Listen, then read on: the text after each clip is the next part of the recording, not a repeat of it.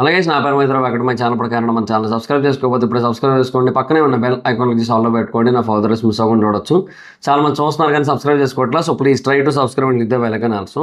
Hi friends, మీరు ఎప్పుడైనా సరే 5,000 రూపాయల ప్రొడక్ట్ 250 రూపాయలకి రావడాన్ని గమనించారా? లేదు కదా. కానీ అమెజాన్, ఫ్లిప్కార్ట్ లాంటి కంపెనీస్ ఏం చేస్తూ ఉంటాయంటే కొన్ని గోల్డెన్ హవర్స్ టైంలో మెగా డీల్స్ ఇస్తూ ఉంటాయి. ఆ డీల్స్ టైంలో ఒక్కొక్క ప్రొడక్ట్ మీద 90% నుంచి 95% వరకు డిస్కౌంట్ అయితే ఉంటుంది. అయితే ఈ డీల్స్ కోసం మీరు కాన్స్టెంట్గా ఆ యాప్స్ చెక్ చేస్తూ ఉండలేదు కదా.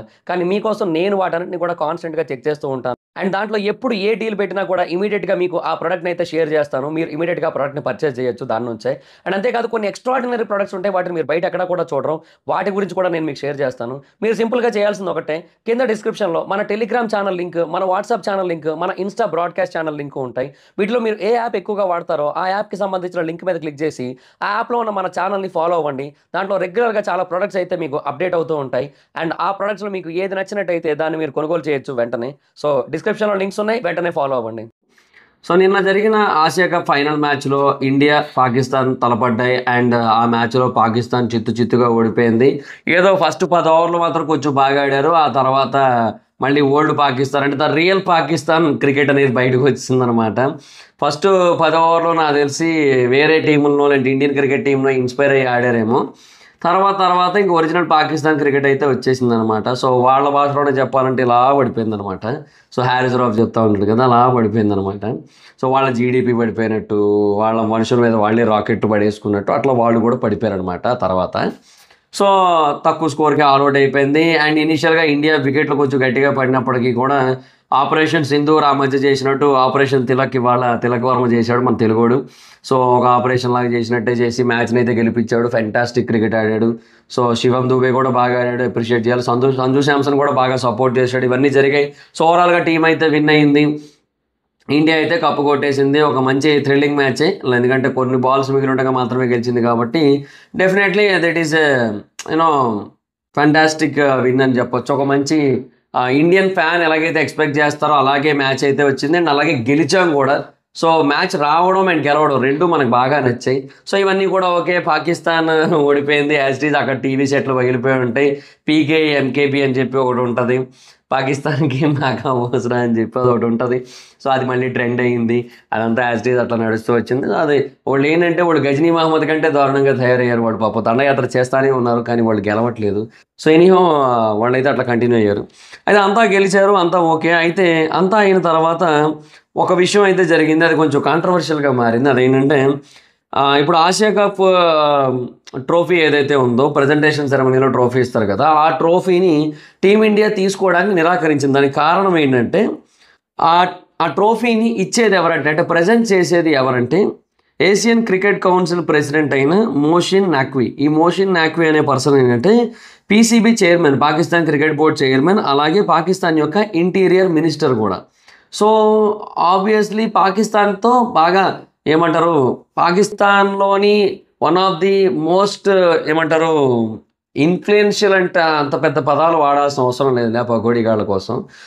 అట్లీస్ట్ కొద్దిగా నోటబుల్ పాకిస్తాన్ మినిస్టర్స్లో కానీ, పాకిస్తాన్ పాలిటిక్స్లో కానీ, పాకిస్తాన్కి సంబంధించిన అంతర్గత రాజకీయాలు కానీ వాటిలో కొద్దో గొప్ప నోటబుల్ పర్సన్, గుర్తించదగిన పర్సన్. అంటే వాళ్ళకి, మనకి కాదు, మనకాడు కూడా తెలియదు, వాళ్ళకి మటుకు కొద్దో గొప్ప నౌన్ పర్సన్.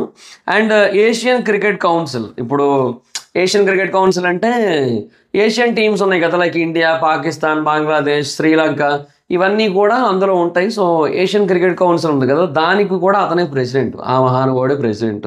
సో ఈ పర్సన్ వచ్చి ట్రోఫీని ఇస్తాడనమాట వాళ్ళకి, అంటే మన టీమిండియన్ ప్లేయర్స్ ఎవరైతే ఉన్నారో వాళ్ళకి. సో అందుకోసమని మన టీమిండియన్ ప్లేయర్స్ నిరాకరించారు. బీసీసీఐ నిరాకరించింది, మాకొద్దు, మాకు అతని చేతుల మీదుగా మాకొద్దు, మేము అతని చేతుల మీదుగా తీసుకోవాలనుకోవట్లేదని చెప్పి వాళ్ళైతే చెప్పారనమాట. సో అలా జరిగింది.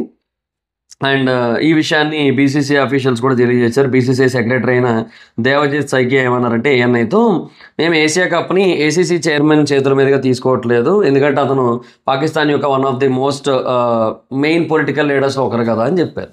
సో ఇదంతా సరే ఓకే. జనరల్గా ఇలాంటి సందర్భాల్లో ఏం చేస్తారంటే, ఎవరి చేతుల మీదుగా అయితే ట్రోఫీ కొన్నిసార్లు తీసుకోవడానికి నిరాకరిస్తారు, ఎందుకంటే రాజకీయాలు కూడా ఇన్వాల్వ్ అయ్యి ఉన్నాయి కాబట్టి దీంట్లో.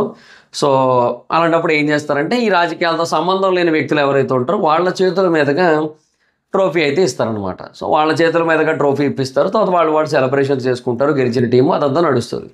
బట్ ఇక్కడ ఏం జరిగిందంటే ఆయన తన చేతుల మీదుగా ట్రోఫీ తీసుకోవడానికి నిరాకరించారనే కోపంతో ఆయన ఏషియన్ క్రికెట్ కౌన్సిల్ ప్రెసిడెంట్ కాబట్టి ఆయన ఏం చేశాడంటే ట్రోఫీని, మెడల్స్ని మొత్తం అన్నింటినీ కూడా ఆయనతో పాటు పట్టుకెళ్ళిపోయాడు. నాకు తెలిసి అవి అలా పాకిస్తాన్ ప్లేయర్స్కి ఇచ్చేస్తారేమో రేపు అన్న రోజు. తీసుకోండి రా, మీకు ఆడితే ఎలాగా రావు, కనీసం ఎలాగైనా ఇస్తాను, తీసుకోండి, ఇగో ఏషియా కప్పు, దీంతో ఒక 2 ఫోటోలు దిగండి ఈలోపే.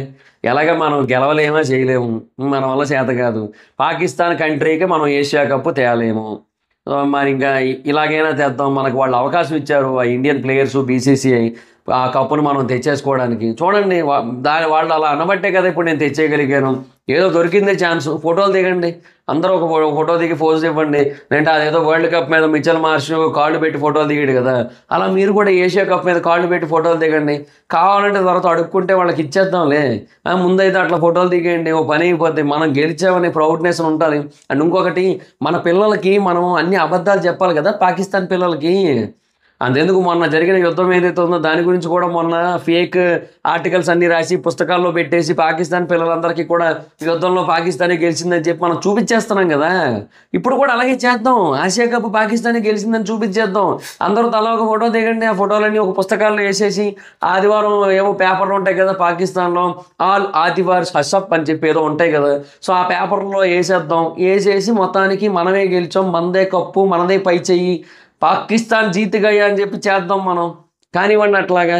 ఎవడ చెప్తారా, ఎవడ అడుగుతారా, ఎవరి దగ్గర కొన్ని చోట్ల టీవీలు ఉంటాయి, వాళ్ళే చూస్తారు. పాకిస్తాన్లో టీవీలు చూసి అంత కరెంట్ ఎక్కడ ఉంది, పాకిస్తాన్లో టీవీ బిల్లులు కట్టే పొజిషన్ ఎవరికి ఉంది, తిప్పి కొడితే 100 టీవీల్లో ప్లే అయ్యి ఉంటుంది పాకిస్తాన్లో. ఆ 100 మందిని కూడా మీరు ఈ విషయం బయటికి చెప్తే మిమ్మల్ని చంపేస్తా ఉన్నాకు, వాళ్ళు కూడా చెప్పరు కదా. సో పాకిస్తాన్ ఓడిపోయిందనే విషయం ఎవరికి తెలియదు, పాకిస్తాన్ గెలిచినట్టే మనం బిల్డప్లు ఇచ్చి మనం అలాగే ఆర్టికల్స్ వేసేసి పిల్లలకి అయ్యే చదివించేద్దాం, అదే చేద్దాం అనుకుంటున్నా తెలిసి. అదే జరుగుతుంది, ఇంకేమున్నాడు పొంద. అంతకు మించి తప్ప ఇంకా దేనికి ఉపయోగం లేదు పాకిస్తాన్ మినిస్టర్ల వల్ల, అంతే. సో ఆడు పట్టుకెళ్ళిపోయాడు అనమాట, ఆడితో పాటు పట్టుకొని వెళ్ళిపోయి మొత్తం ఇంకా అందుకే ప్రజెంటేషన్ సెరమనీ లేదు. అందుకే మన ఇండియన్ ప్లేయర్స్ కూడా కప్పు లేకుండా కప్పు సెలబ్రేషన్స్ చేసుకున్నారు. ఈవెన్ హార్దిక్ పాండ్యా కూడా ఆ సిగ్నేచర్ పోజ్ ఏదైతే ఇచ్చాడో మళ్ళీ ఇన్స్టాగ్రామ్లో, ఈసారి కప్పుని ఎడిటింగ్లో పెట్టాడు ఫోటో. సో రియల్ కప్పు లేదు కాబట్టి సో అది జరిగింది. సో అది అంతే, ఇంకా మనం ఇంకేం చెప్పలేం, ఇంక వాళ్ళకి ఏం చెప్తాను చెప్పండి, వీళ్ళందరూ ఇంతే.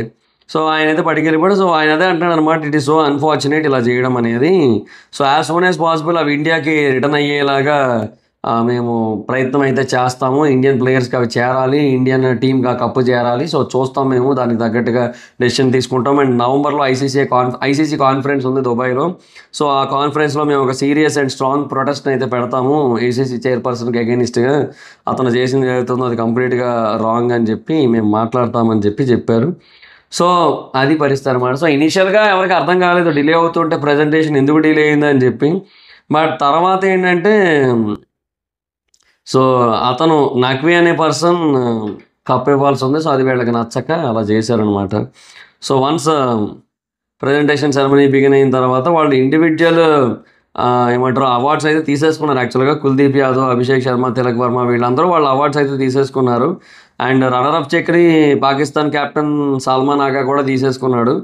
సో ఆ తర్వాత మటుకు సెరమనీ అయిపోయింది. సో అదనమాట. ఇండియన్ క్రికెట్ టీం అయితే వాళ్ళ అవార్డ్స్ని వాళ్ళు తీసుకోవట్లేదని చెప్పి వాళ్ళు ఆ తర్వాత అయితే తెలియజేశారు, Indian BCCI and Indian cricket team అంతా కూడా. సో అది సిచ్యువేషన్. సో ఇండియన్ టీం అయితే రైట్ డెసిషన్ తీసుకుంది, బొక్కలో కప్పు మడిసి ఆయన్నే పెట్టుకోమనండి ఇంటి దగ్గర, ఏం కాదులే కానీ మనం గెలిచాం, అది ప్రపంచం మొత్తానికి తెలుసు, వాళ్ళ గురించి మనం పట్టించుకోవాల్సిన పని లేదులే. కానీ ఆ కప్పుని కూడా తీర్చి ఏది మనకి ఆ కప్పు వల్ల ఏం కాదబ్బా, ఎండ్ ఆఫ్ ది డే మ్యాచ్లు గెలవాలి, టోర్నమెంట్ విన్ అవ్వాలి, విన్ అయ్యాము, అదంతా జరిగిపోయింది. సో ఇంకా వాడి గురించి మనం ఇంత కూడా ఫరక్ పడాల్సిన అవసరం లేదు. లైటు కప్పు వచ్చినా రాకపోయినా, మెడల్స్ వచ్చినా రాకపోయినా బీసీసీఐ కావాలనుకుంటే వాళ్ళకి ఇంకా ఎక్స్ట్రాగా అమౌంట్ ఇచ్చేస్తుంది, మన వాళ్ళందరికీ సెటిల్ చేస్తుంది, అంతే, ఇంకేం ఉండదు. సో అది గైస్ మీ ఒపీనియన్ ఏంటి? నాకైతే మాత్రం పాకిస్తాన్ పర్ఫార్మెన్స్ని చూస్తే నవ్వొస్తుంది నాకైతే. ఇలాంటి పనులు చేస్తుంటే చిన్నపిల్లలు చేస్తారు చూడండి స్కూల్లో, అట్లాగే ఉంది వాళ్ళ పరిస్థితి. సరే ఓకే, మీకేమనిపించిందో కింద కామెంట్ సెక్షన్ తెలియజేయండి. So that's guys, this the video కనుక మీకు నచ్చితే లైక్ చేయండి, వీడియోని షేర్ చేయనప్పుడు కానీ మన ఛానల్ సబ్స్క్రైబ్ చేసుకోకపోతే ఇప్పుడే సబ్స్క్రైబ్ చేసుకోండి, పక్కన బెల్ ఐకాన్ ఆల్లో పెట్టుకోండి. నా ఫర్దర్ వీడియోస్ మిస్ అవ్వకుండా చూడొచ్చు. చాలా మంది చూస్తారు కానీ సబ్స్క్రైబ్ చేసుకోవట్లేదు. So please try to subscribe, click the bell icon also. నా ఇన్స్టాగ్రామ్ ఐడి ఎవరు స్మైతర్ అక్కడ వచ్చి ఫాలో అవచ్చు. Thank you so much. Next